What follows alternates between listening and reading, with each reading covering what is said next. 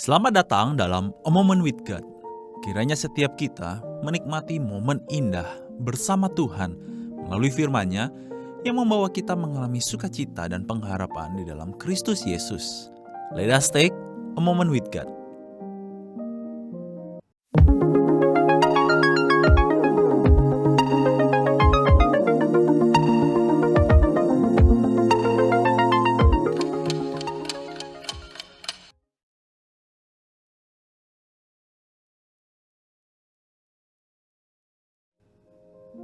Teman-teman sekalian, dalam kitab Yesaya 6 ayat yang pertama hingga ayat yang ke-9 biasanya dipakai gereja-gereja Injili sebagai susunan liturgi ibadah komunal mereka.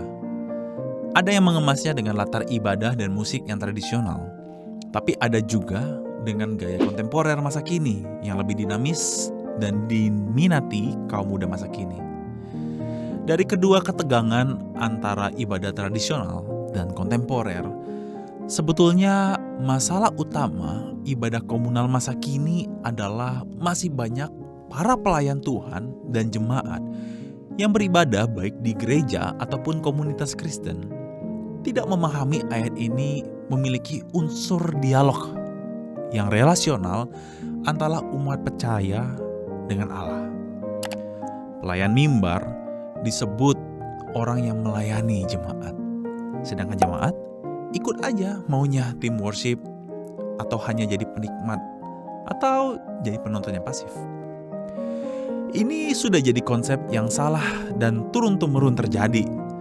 Bahkan kebanyakan ibadah gereja masa kini hanya fokus pada nyanyiannya, musiknya, song leadernya atau singersnya.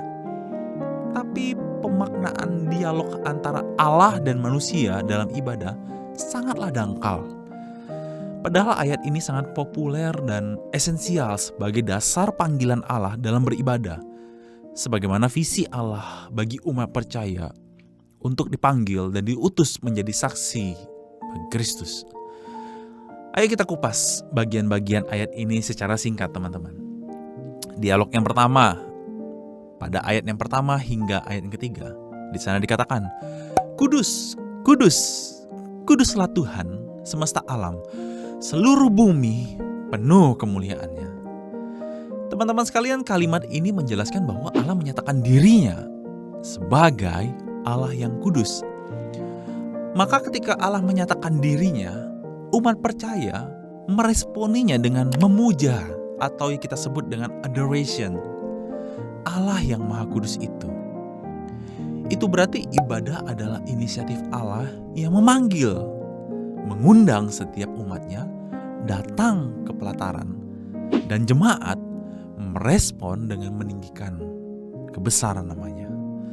Oleh karena itu, teman-teman sekalian, elemen ini sangat penting saat awal jemaat memulai ibadah, yaitu menerima panggilan Allah dalam ibadah.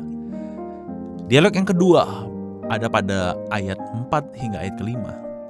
Ini adalah ayat mengenai pengakuan dosa dan berita anugerah pengampunan dari Allah. Mari kita lihat dialognya. Celakalah aku binasa, sebab aku ini seorang najis bibir, dan aku tinggal di tengah bangsa yang najis bibir. Kemudian teman-teman dilanjutkan pada ayat ke-6 hingga ayat ke-7.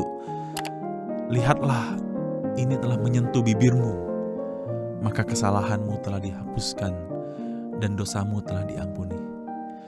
Teman-teman, dialog ayat ini menunjukkan kesadaran bahwa manusia tidak luput dari dosa dan membutuhkan pengampunan dosa. Sebagai umat yang berdosa, pengakuan dosa kepada Allah adalah sentral kehidupan umat percaya sebagai bentuk penyadaran diri penuh untuk dapat dimurnikan dari kedagingan agar dapat menangkap isi hati Tuhan. Allah tidak menutup mata dan telinganya bagi umat yang mengaku dosa kepadanya untuk disucikan dari seluruh kehidupan dengan diisi oleh kebenaran dan dimampukan menghidupi kehidupan dalam pimpinan Allah. Dialog yang ketiga pada ayat ke-6 hingga ayat ke-9. Aku mendengar suara Tuhan.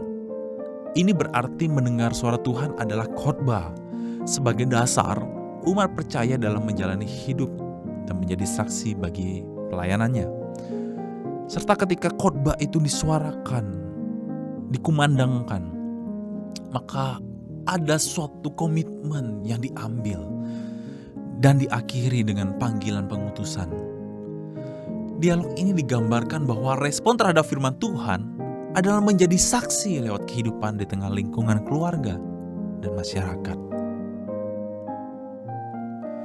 Teman-teman yang dikasihi Tuhan, panggilan Allah melalui dialog Allah dan Yesaya adalah cerminan bagi setiap umat percaya meresponi dan menerima panggilan pengutusan Allah. Kalau ibadah kita telah memuat semua elemen ini, maka kita sudah berpartisipasi dalam ibadah yang meresponi panggilan Allah yang sejati. Tuhan berkati kita sekalian.